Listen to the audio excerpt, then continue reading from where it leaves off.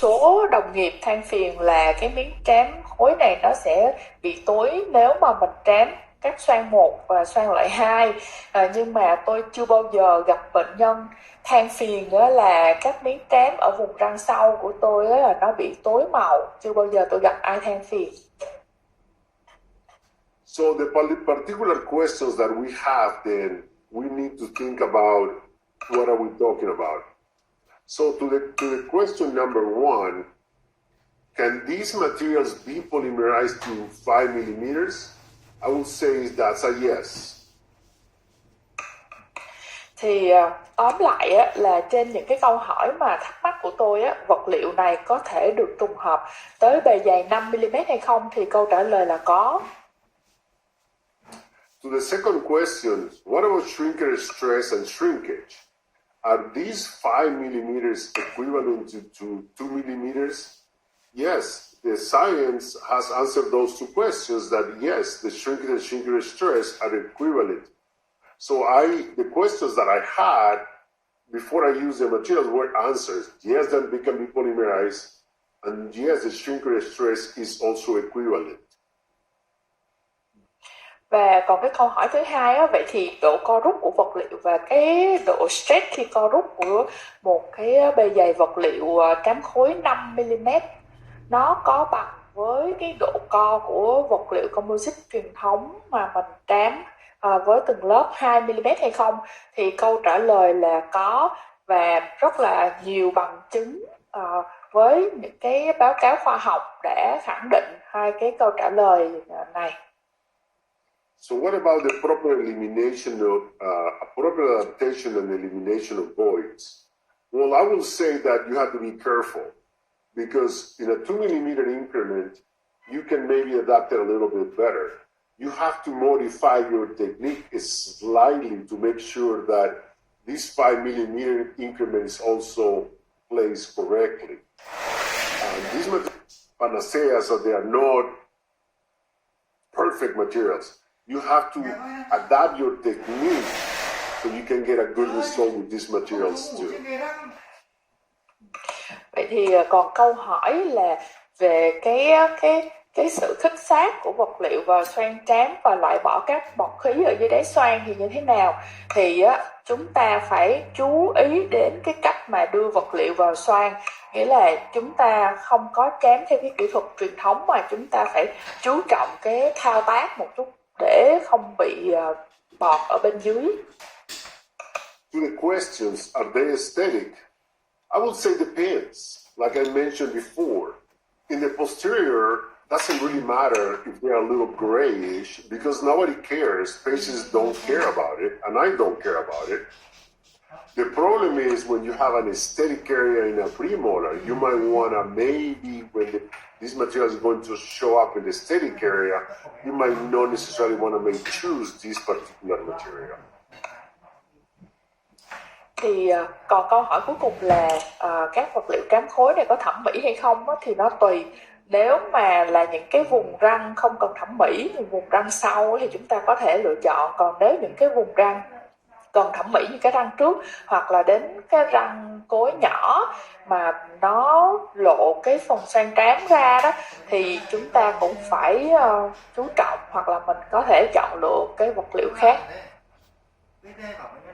So now let's look at some clinical cases.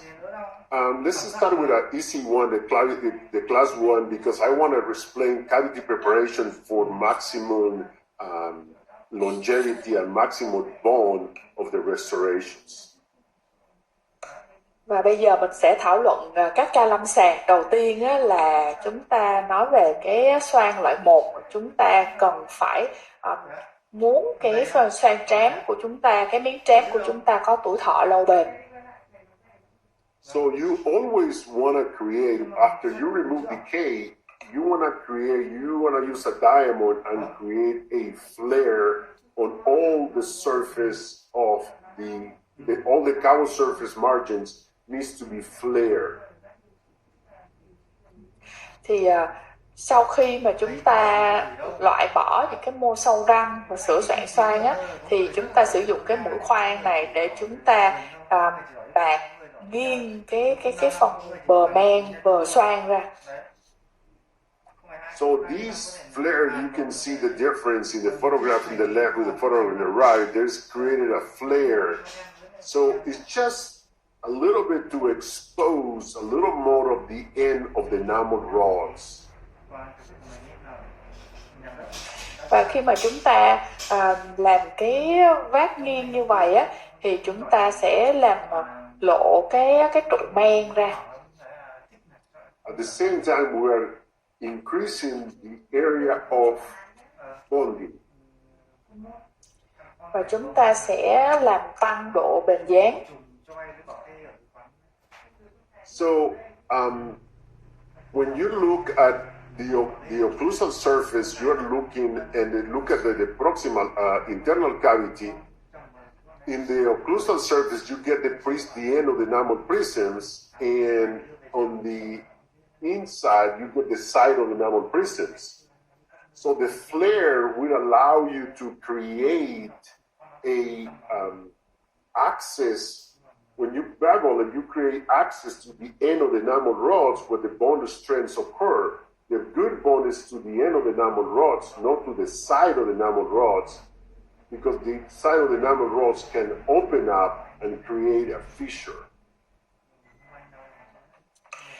Khi mà chúng ta nhìn vào những cái phóng ảnh về cái phần những cái trụ men ở cái bề mặt á, thì chúng ta thấy là nó có cái hình dạng dạng nụ này. Còn nếu mà mình ở cái về phía mà ở cái phía trong cái phần mà chúng ta vát đi á, thì nó sẽ là với cái dạng mà những cái thành nó men, nó cái trụ men nó song song, và khi mà song song như vậy á, thì cái phần trám vô á, nó sẽ dễ tạo ra những cái hở kẽ.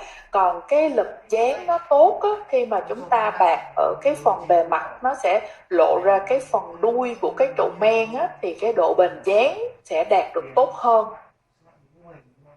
Because if you bond to the side of the rods and if you have a common surface margin sharp, and you bond to the side of the enamel rods instead of to the end, you might end up with what is called a white line, and basically is the enamel rods being separated by the shrinkage and creating a opening in between the.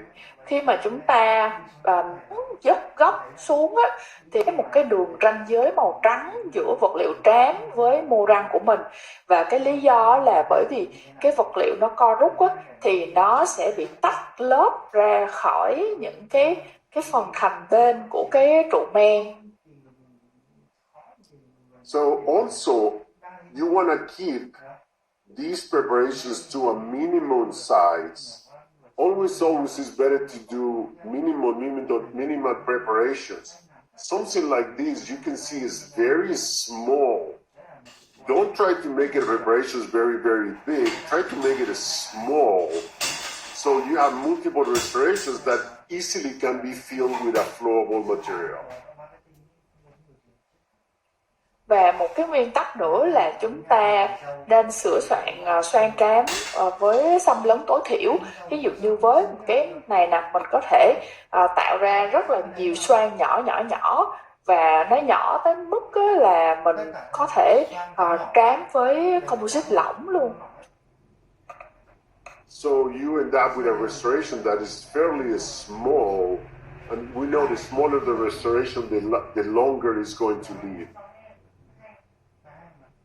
Và chúng ta sẽ chém nhiều cái xoang nhỏ, còn mình biết là cái miếng trám mình càng nhỏ thì sẽ có tuổi thọ càng dài. I want to show you now how to do posterior restorations, class 2 posterior restorations. And for that, we need a ring, a matrix, and a wedge instead of using a Toffler-Meyer band that it tends to end up with a flat contour. Và tôi xin chia sẻ về trám composite xoang 2 cho răng sau thì chúng ta có các công cụ như là chúng ta có khuôn bán phần, chúng ta có vòng giữ khuôn, chúng ta có chêm. Thì với những cái hệ thống khuôn này á, chúng ta sẽ tạo được cái đường cong tốt hơn, còn khuôn top lamine nó sẽ tạo ra một dạng mặt bên rất là phẳng. So this is what I like to do. I like to place a matrix in my chiropractic preparation, have a wedge and a ring.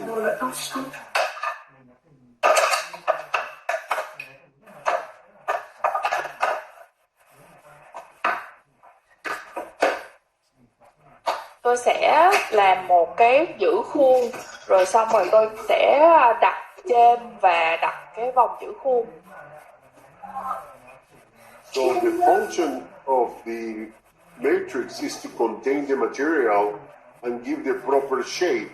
So if we have a contour band, will give us a nice contour of the adjacent of the natural tooth. Và khuôn trám của mình đó, nó có chức năng đó là nó sẽ chứa vật liệu trám và tạo đường viền cong rất là đẹp cho mặt bên. The wedge is going to close the space between the band and the tooth at the gingival area. Và chêm á, thì nó sẽ nằm giữa phần khuôn và cái phần núi.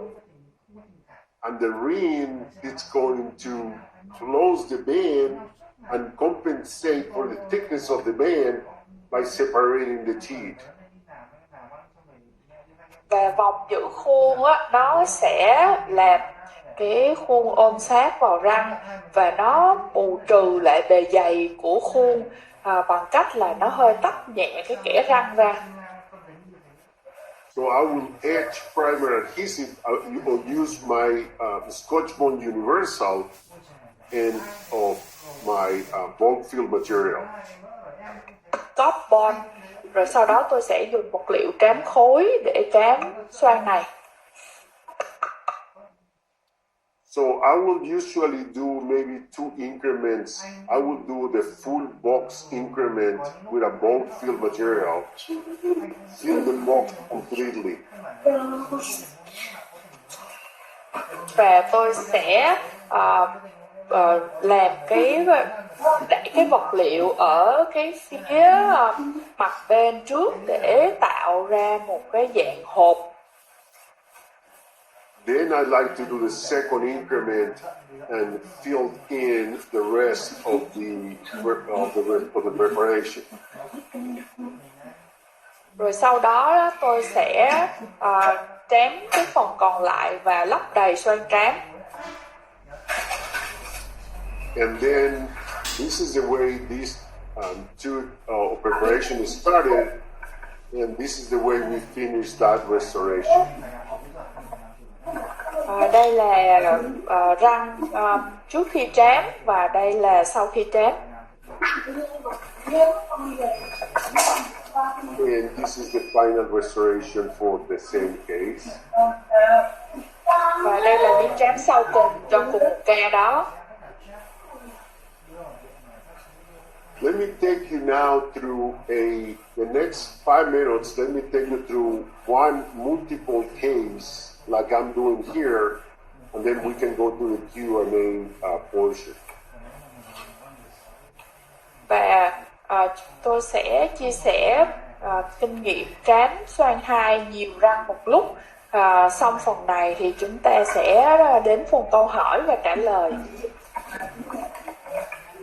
So preparations like we see here, we want to make it again flare the cabo surface margin and make it nice and smooth. Với những cái dạng xoang này thì chúng ta cũng cần vát bờ và chúng ta tạo ra những cái thành xoang trám nó rất là trơn láng và nó đều. When I'm doing multiple preparations, like in this case, what I like to do is put pretty much most of the bands at the same time. Và khi mà tôi sửa soạn những cái xoang này á, thì tôi sẽ đặt những cái khuôn á, cùng một lúc. So very important that always you measure your depth. There is a couple of reasons why you want to measure your depth. Reason number Và one cái điều is you quan want to go ahead. Sorry, go ahead. Always you want to measure your cavity depth. And there is two reasons why you want to do that.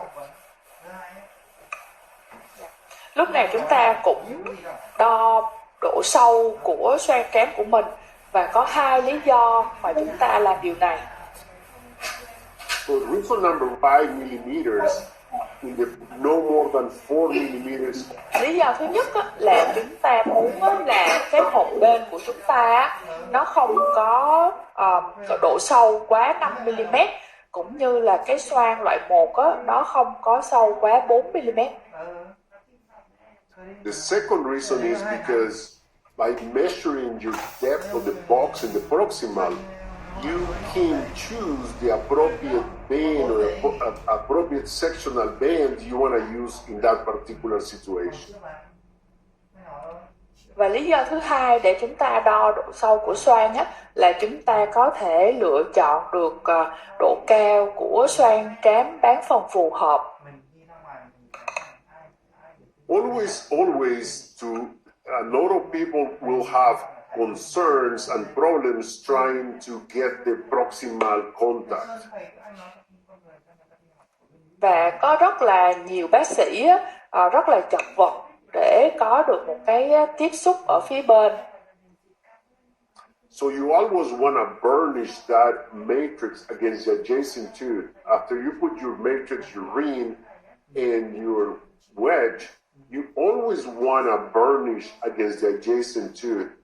You need to create a physical contact because the composite will not push the band. Thì khi mà chúng ta đặt cái xoang cái phần khuôn trán bán phần vào á, thì chúng ta sẽ dùng một cái dụng cụ á, là chúng ta sẽ ép sát cái khuôn trán này vào cái mặt bên của răng kế cận, để cho cái khuôn của mình đó, nó có một cái sự áp sát vào cái răng bên kia. So to use. Và tôi muốn là đặt tất cả các khuôn trám này cùng một lúc. And the reason why I like to do this is because I start doing one at a time. If I do one and don't have my matrices placed there proximally, when I do one, usually it tends to be bigger, and then I have to go back and trim it.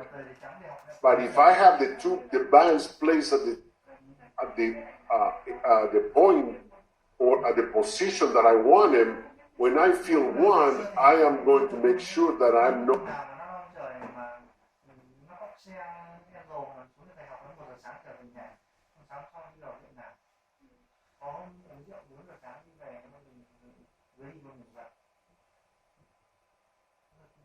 I think we lost our translator.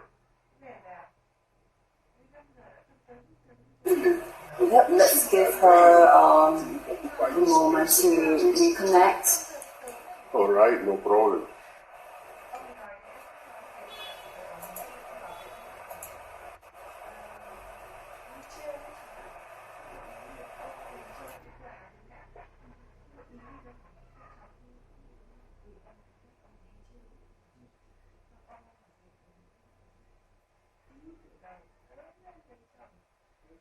Can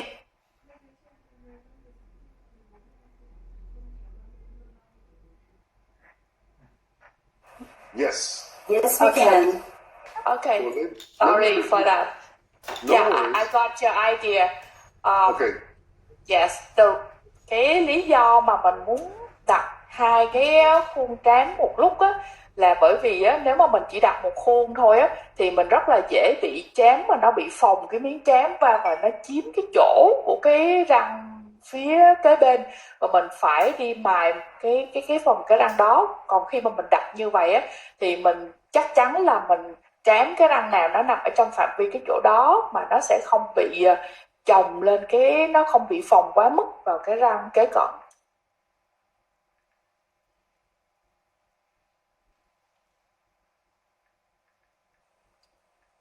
Và bởi vì bây giờ mình đã có khuôn rồi á, nên mình sẽ ép soi mòn cùng một lúc luôn. I am going to then rinse and dry. Thổi khô. Then I'm going to apply my bone universal for this particular situation. Và sau khi thổi khô xong thì tôi sẽ dùng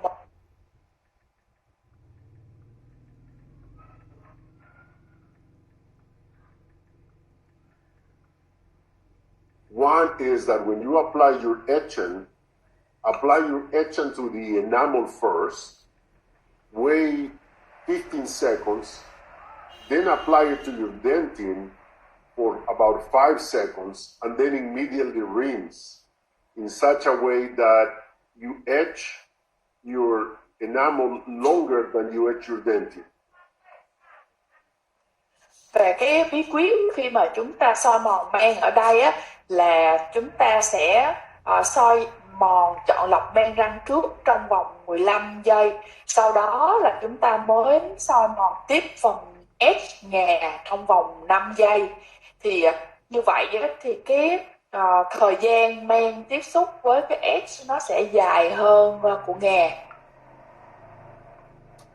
The other tip that I can give you is when you are applying your Scotch Universal, you want to kind of about 20 seconds apply to the enamel and dentin and kind of rub your dentin so it's a better penetration in your adhesive into the dentin. Và khi mà mình thoa keo dán lên cái xoang này á, thì chúng ta cũng thoa lên men và ngà, và khi mà chúng ta thoa keo lên ngà thì mình sẽ dùng cái cọ để mình chà lên cái phần ngà thì nó sẽ thấm vào trong cái ngà tốt hơn. So then I'm going to dry my adhesive. It's very important that you dry because this Scotch Universal contains alcohol and water that needs to be evaporated before light curing. Rồi sau đó mình sẽ thổi hơi nhẹ cái phần keo dán này. Cái điều này rất là quan trọng để mình có thể loại bỏ cái phần alcohol, là phần cồn và cái phần nước dư ở trong keo dán ra. So then you like cure it, and then what I like to do is apply a little bit of flowable to the preparation. Sau đó chúng ta quang trùng hợp keo dán, rồi sau đó chúng ta sẽ dùng một chút xíu composite lỏng và một lớp rất là mỏng.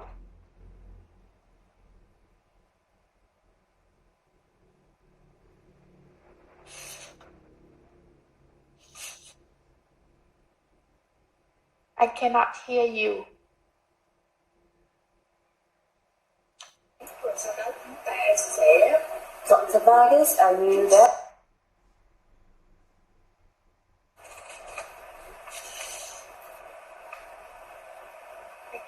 Maybe Dr. Vargas got disconnected for a while. Let's wait for him to be back. Okay, so you still hear my voice, right? Yes. Okay. I cannot hear Dr. Vargas.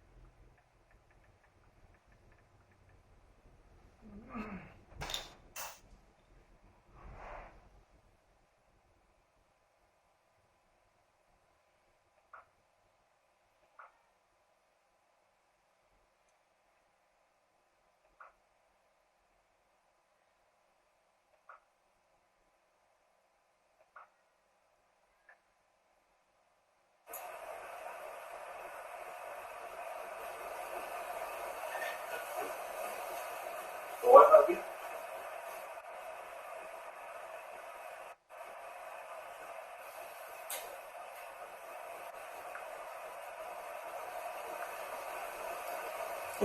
Dr. Vargas is still trying to reconnect. Dạ, bác sĩ Let's give him Vargas one more vẫn minute. đang cố gắng kết nối lại á. Các bác sĩ chờ trong giây lát.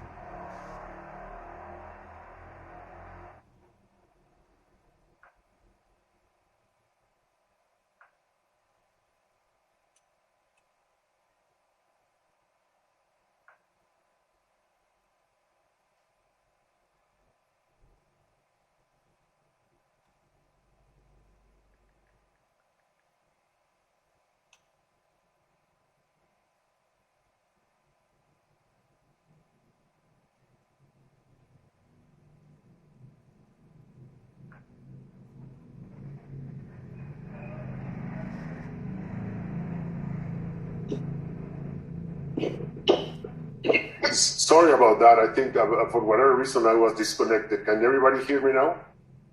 Yes, I can hear Yes, you. we can, Dr. Vargas. All right. Yeah. So I was saying that I place a flowable material.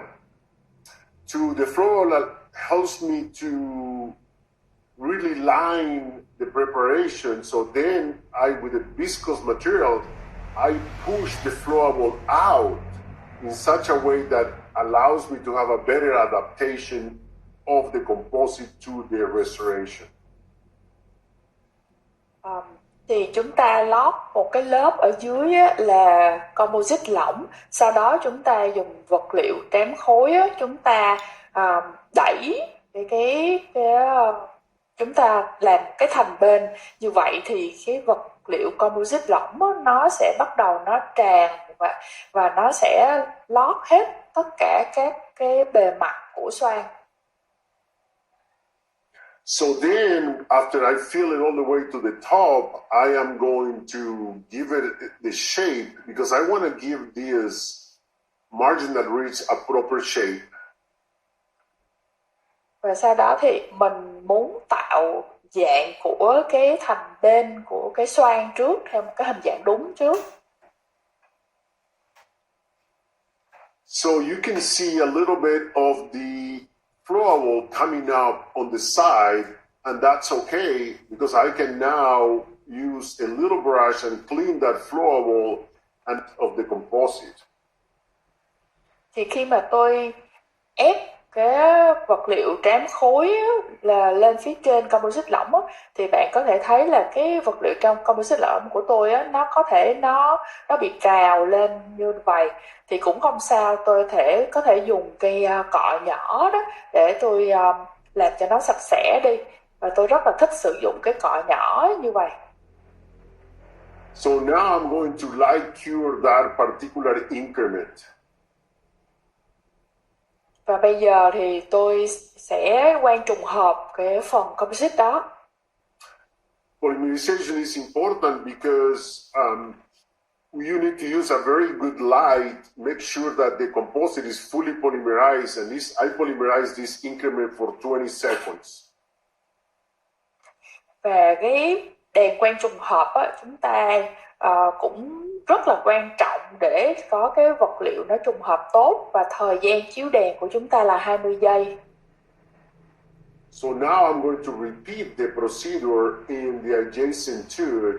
Right here, I'm going to place a little flowable and inject my conventional material the same way that I did for the distal of the premolar.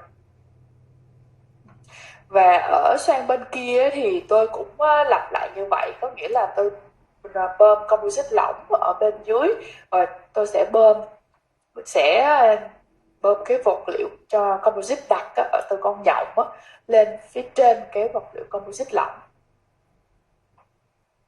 I am going to repeat the process, and I'm going to just give the shape of the marginal ridge and smooth with my little applicator, and then light cure that portion.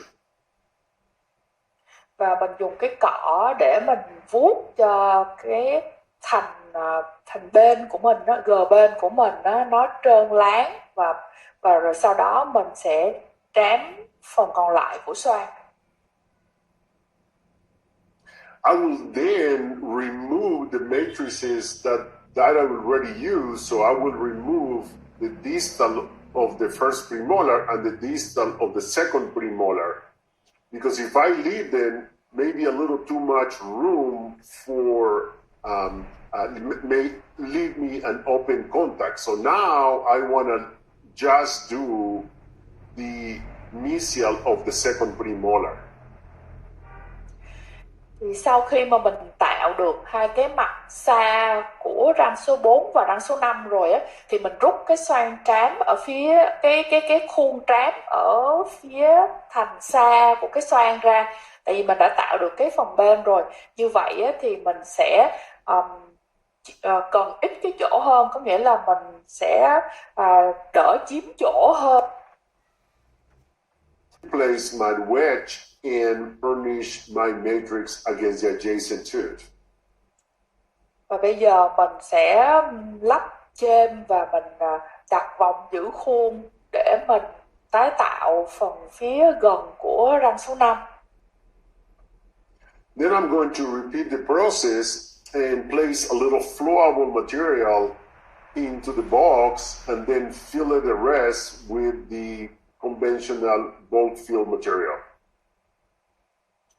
Và tôi cũng lặp lại các giai đoạn như lúc nãy, là chúng ta đặt composite lỏng ở bên dưới và chúng ta bơm vật liệu trám khối ở bên trên.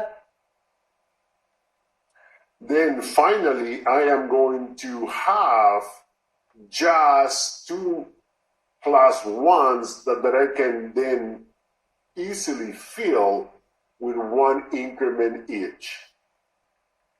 Và cuối cùng là mình chỉ còn lại hai cái xoang một, và hai cái xoang một này là chúng ta có thể bơm vật liệu trám khối vào một cách rất dễ dàng. So then I will fill it and just kind of adapt it.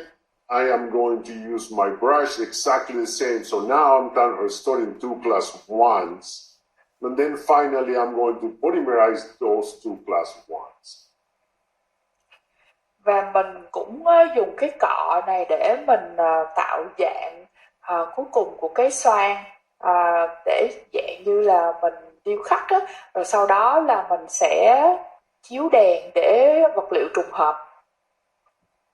Then what I need to, after curing the facial, I will remove my bands and my wedges and my rings. And I need to polymerize from both the lingual and the facial for additional 10 seconds from the lingual, 10 seconds from the facial, or 20 seconds even better, to make sure that this material is fully polymerized and gets all the physical properties needed for function in the mouth. Và sau khi mà chúng ta chiếu đèn xong thì chúng ta tháo khuôn trám, tháo vòng giữ khuôn, tháo luôn chêm, và chúng ta chiếu đèn thêm bổ sung ở phía mặt ngoài 10 giây, mặt trong 10 giây. Còn nếu mà chúng ta chiếu được 20 giây thì nó còn tốt hơn nữa, để cho vật liệu này nó có thể trùng hợp hoàn toàn, để nó có được cái đặc tính cơ học tốt nhất của vật liệu. Then I proceed to polish with maybe a small soft flex to remove any excess that I might have. Bắt đầu đánh bóng, tôi dùng đĩa soft flex để đánh bóng và lấy đi những cái vật liệu composite nếu mà có thừa. I feel that this small disc is the best for polishing interproximally.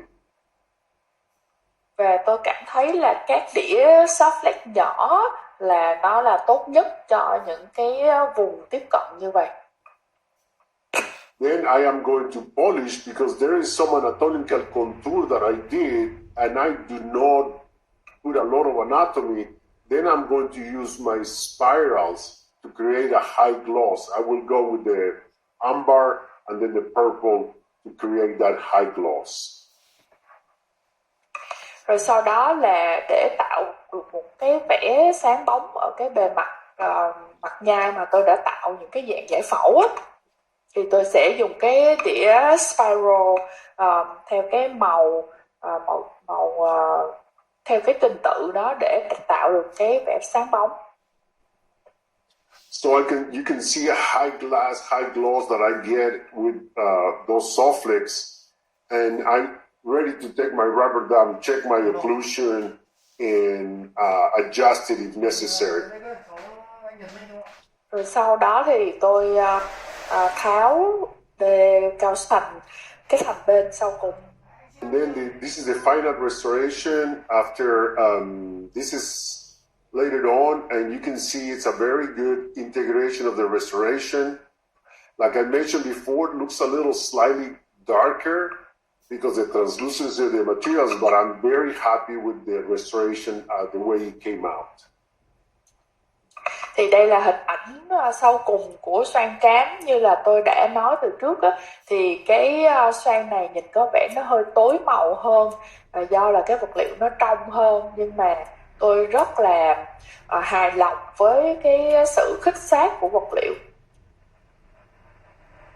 Well, that brings us to the final portion of this part 2, and I want to thank you very much for staying with me and having me in Vietnam.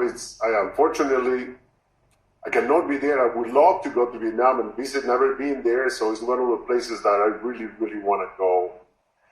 My email is there, so anybody wants to contact me, feel free to contact me. Thì chúng ta đã kết thúc cái phần bài giảng. Tôi nhân cơ hội này thì tôi rất là cảm ơn các bác sĩ đã ở lại tôi đến giờ phút này. Tôi chưa đến Việt Nam bao giờ nên là tôi rất là muốn có cơ hội đến Việt Nam để đi thăm các cảnh chỗ nọ chỗ kia. Và đây là địa chỉ email của tôi. Nếu các bác sĩ có thắc mắc gì á, thì có thể gửi email này. And really, at the end of the day, what I begin at the beginning of my presentations, I want to say is like, as a teacher, I hope I taught you something that you can use in your practice tomorrow. So after this, we are going to go to the Q&A. Thầy giáo ở trong trường đại học nên là tôi có thể giúp đỡ cho các bác sĩ một số những cái mẹo lâm sàng hay là những cái kinh nghiệm để các bạn có thể thực hành những cái công việc hàng ngày của mình tốt hơn.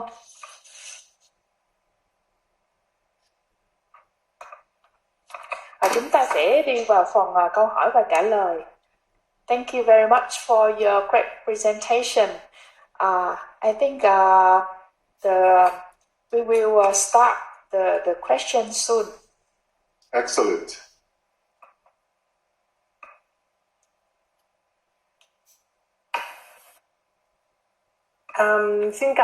Thank you Dr. Vangas.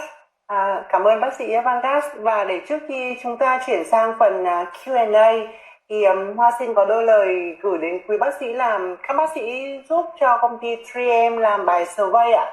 Như lúc ban đầu Hoa đã có chia sẻ ạ.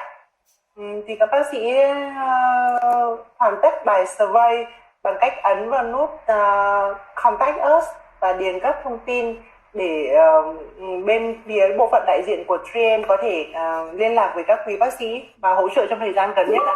Chân thành cảm ơn. Văn ơi.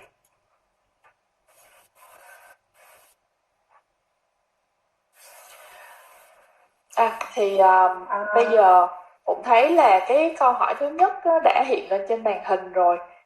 Thì câu hỏi thứ nhất là thầy sử dụng găng tay nào, găng tay latex hay là non-latex, và nó có ảnh hưởng đến chất lượng của miếng trán composite của mình hay không? Dr. Vargas, you see the first question about Yes, what kind of the glove you use? Yeah. All right, I use non-latex gloves, Yes. but the most important is that your glove needs to be nice and clean. So when I have my gloves and I'm going to start touching the composite with my gloves, I grab an alcohol gauze and I'm going to wipe my glove clean, all right? And should not be any contamination from the glove to the composite. Wash my glove. I believe that when you are doing this, the surface be contaminated, maybe. I don't believe so, but maybe a little bit. But remember, you are going to polish that restoration. So by polishing, you might eliminate any of those impurities or contamination. The inner layers, I never touch the composite with my inner layers with my fingers. The only part that I touch is the final layer. Gotcha. Thank you for your answer. Bác sĩ Vargas nói là ông sử dụng găng là non-latex, và trước khi mà mình làm thì mình phải đảm bảo là cái găng tay của mình nó phải sạch bằng cách là mình thấm cồn lên trên cái bông gòn hoặc là gạt mà cái gạt xong rồi mình sẽ lau cái ngón tay của mình, và khi mà mình sờ thì mình khi mà mình tán composite ra bằng găng thì mình không có đụng chạm tới cái lớp trong, có nghĩa là nếu mà mình còn đắp cái lớp thì mình không có đụng cái composite vào cái lớp giữa, mà mình chỉ đẩy vào cái lớp sau cùng của mình thôi. Thì cái lớp sau cùng đó là thì nghĩ là với cái cách mà mình lau cồn như vậy thì cái găng sạch và nó cũng không ảnh hưởng, và cho dù là nó có làm ảnh hưởng tới cái lớp ngoài thì cái lớp ngoài cuối cùng mình cũng mài và mình làm hoàn tất và đánh bóng thì mình cũng mài bớt cái phần đó đi rồi. Dạ, mời ban tổ chức cho câu hỏi tiếp theo ạ.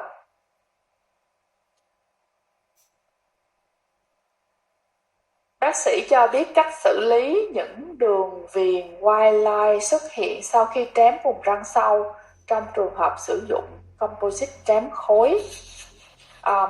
The next question is about how do you manage when you see the white light on the posterior cavity when you use bone fill composite? Because the stress is much less, I really do not see white lines in my restorations. Once in a while, I may see one, and what I do, because I know what happened, is that maybe I was. Another reason why white lines happen is we are aggressive when we polish, right? We have to be gentle. So if I see a white line, I am going to grab my air abrasion unit, air abrade that area, and put a little adhesive, dry the adhesive, Scotch Universal, dry it, put a little bit of flowable, brush it over the area, light cure it, and repolish. And that's the way that I take care of the white lines. Kind of resealing the restoration. Thì tôi thì không có bị cái đường trắng sau khi trám composite. Cũng có thể là do các bạn đánh bóng nó dữ dội quá, và nếu thấy như vậy thì thường thường là tôi sẽ thổi cát ở cái vùng đó, rồi xong rồi mình sẽ bôi keo dán, và mình cho cái composite lỏng nó một cái lớp thật là mỏng nhẹ, rồi mình đánh bóng lại thì mình sẽ làm mất cái đường màu trắng đó. Câu hỏi tiếp theo là tại sao thầy không tái tạo hình thể giải phẫu ngay từ đầu mà thầy đắp rồi mới tái tạo hình thể? The next questions, why don't you create the contour? This is like for the anterior veneers that you have mentioned. Why don't you create the contour for hands? But in your case, you create the contour after you have placed the composite and do with the burr and the soft flex. Yeah, there are different techniques to do it. You know, I feel that instead of spending a lot more time doing it with the brush, I like to give the contour with the diamond burrs. I think a way that I can get it. It allows me to do restorations like that in about an hour and a half. That case took about 1 hour and a half, 1 hour and 45 minutes. So about it's about eight resin veneers.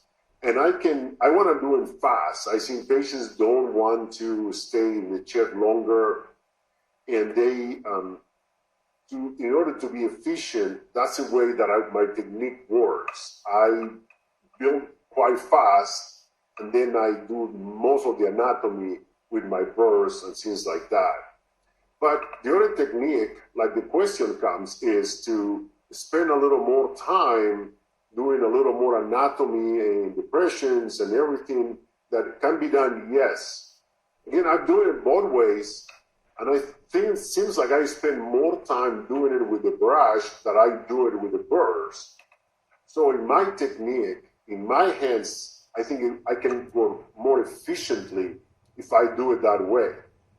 Now, again, there are two different techniques. One is doing it with the brush and getting more shape, and then do less polishing.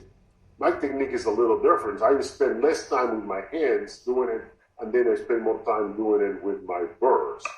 Both are good techniques, and both very acceptable in the sense of final result. When we looked at damage, what damage can we do by doing this? If you are gentle when you're finishing your restorations, you are not doing any damage to the composite. The composite is pretty for deterioration of my material. Thì cái mình tạo đường hình thể giải phẫu trước hay là sau là tùy kỹ thuật thôi.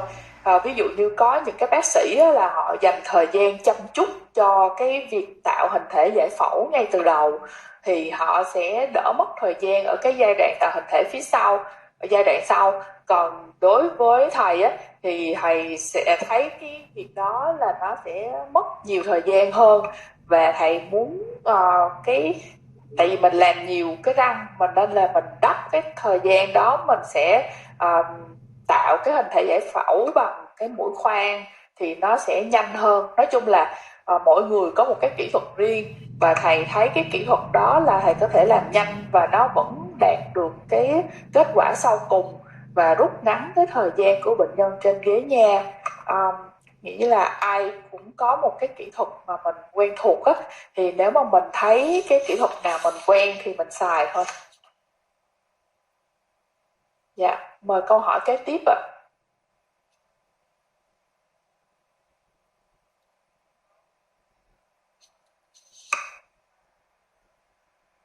Dạ, mời câu hỏi kế tiếp ạ.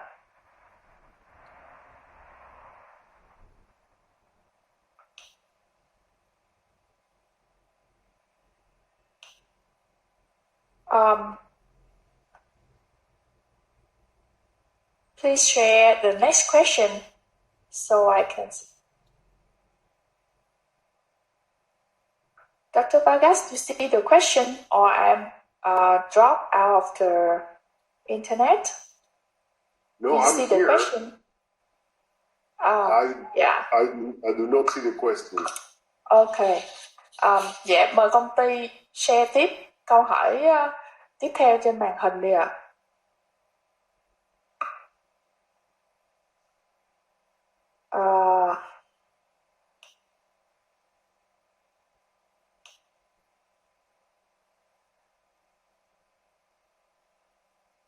Right. In the chat. Oh, there's a question. Okay. Yeah, there's a question. Like, bác sĩ có thể nói rõ hơn về kỹ thuật tạo texture bề mặt răng cửa giai đoạn polishing. So can you show it more detail about how to create the texture for the anterior teeth when in the polishing stage? Yes, I can talk a little bit more about it. Unfortunately, because we only had 2 hours, I could not explain a lot of the topics, but if you allow me to share my presentation again, Sure. I can go back and talk a little bit about the texture that I'm talking about here. So the texture, what you can see here is basically what I do is I use this fine diamond, all right, to create my texture. So number 9 is 8 depressions and elevations. So with the burr, I cannot do my depression and elevations. In the mesial elevation, the mesial depression, there's a mesial and the distal depression. The mesial depression is a little longer, a little shallower, a little narrower.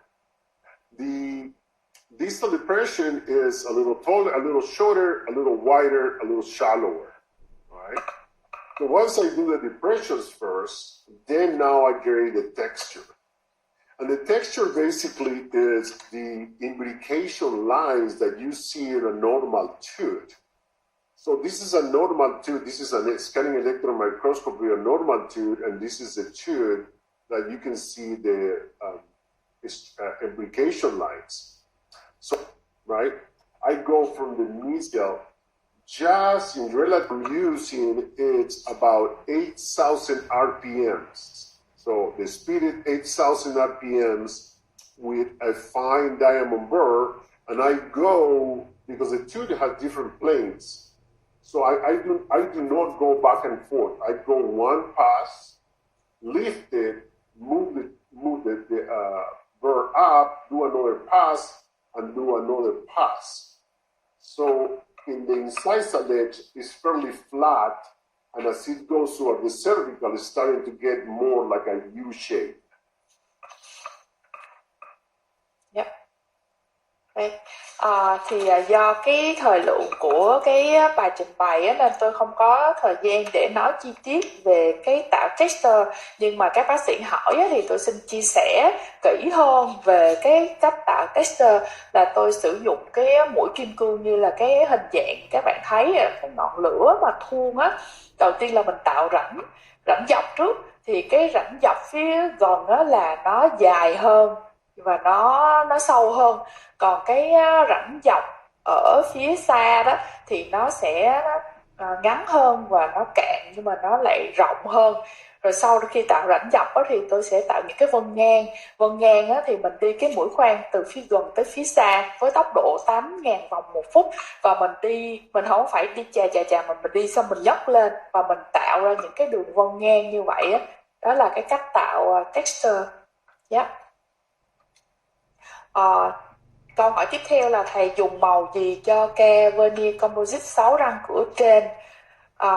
The question is about your composite of the 6 anterior teeth that you place veneer composite. So which color did you use for that case? I select the shade based on before I remove the veneers. I talked to my patient and she wanted it slightly brighter, so we use, if I remember correctly, white body and extra white enamel. So 2 shades. Mainly the body, it's going to be extra white body, and my incisal ledge is going to be extra white enamel to give that sensation of depth.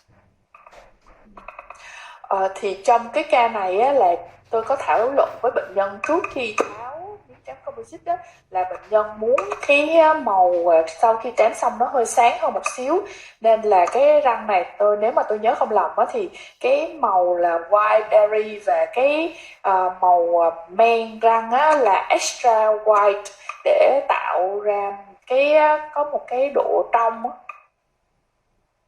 Yeah. The next question, please. Với kỹ thuật đắp lớp ở vùng răng trước, nếu dùng kỹ thuật tái tạo hình thể cuối cùng với mũi khoan và để đánh bóng thì có thể làm sai màu và độ trong mờ của kết quả cuối cùng không ạ? Yeah. The question about when you do layering for anterior teeth, if you contour the final stage with the burr and the soft flex, so it could affect to the color and the translucency of the final result. So how do you manage that? When I'm doing my build-ups, I'm always looking from, so I already have pretty much a good idea where do I want to finish my restoration first, but I always pay attention of how much material I need to leave in the facial. In the case of veneers, it's a little much easier because I know where is my profile and then how much incisal or more translucent material I have to place. A little more difficult is in class 4 anterior restorations. So what I will do when I'm layering is build to full contour, and then before polymerization, cut back about 0.5 millimeters to leave 0.5 millimeter layer of my enamel material. So there are some instruments that Stal Italiano has an instrument that I'm part of Stal Italiano that it can remove it, but not necessarily works all the time. So always think about it, where do you want the restoration facially, and leave 0.5 millimeters for your final layer of enamel. Thì khi mà tôi làm cái veneer như vậy á, thì lúc nào mình cũng phải hình dung trong đầu là cái bờ cắn răng cửa của mình nó nằm ở đâu, và mình quan sát từ phía rìa cắn cũng như là quan sát cái độ nghiêng ở cái phần mặt bên, nhìn từ phía bên á để mình coi độ cái phần mặt ngoài của cái răng cửa nó như thế nào, thì mình mới áng chừng được cái vật liệu mà mình cần để đắp cái mặt ngoài là dày bao nhiêu. Và thường thường là mình sẽ, nếu mà mình cần thì mình sẽ đi cái full contour, rồi mình có thể là cắt mài bớt 0,5mm ở phía ngoài. Với cái dạng trám mà kỹ thuật style Italiano á, thì người ta có một cái dụng cụ để mình chừa cái lớp men á, cái độ dày á, nó là khoảng 0,5mm, nhưng mà nhiều khi á, là không phải là lúc nào cái này nó cũng phù hợp, mà nói chung là bác sĩ phải áng chừng được là cái bề dày của cái lớp men á, mình cần phải làm là bao nhiêu, còn cái quá nhiều. Next question, please.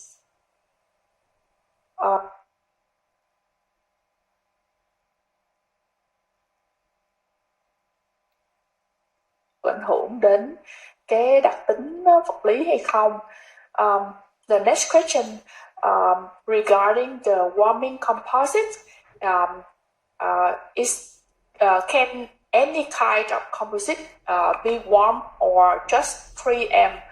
And how is the how do we choose the safe material for warming technique?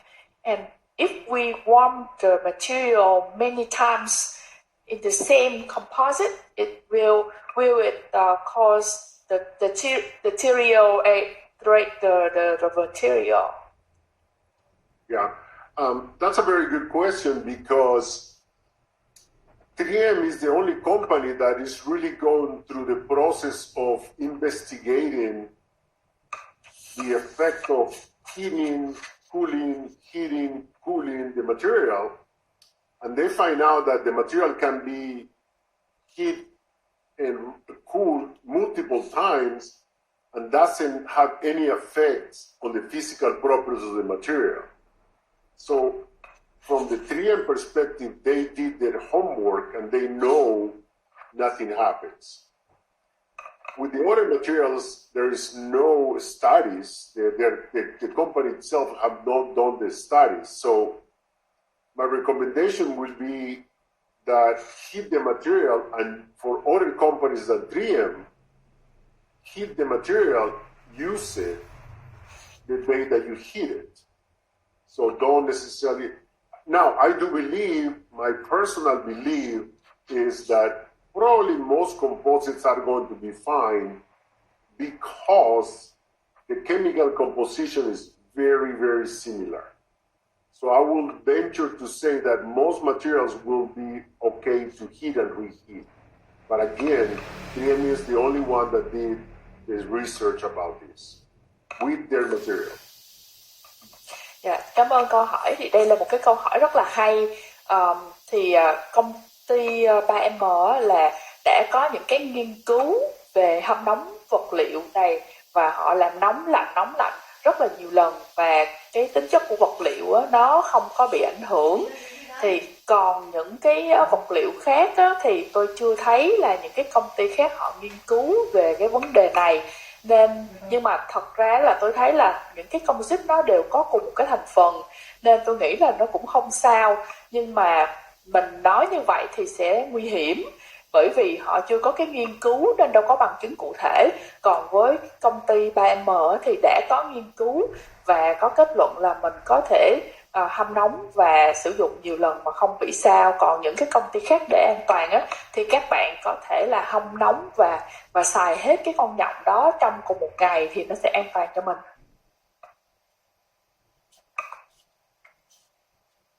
Next question, please.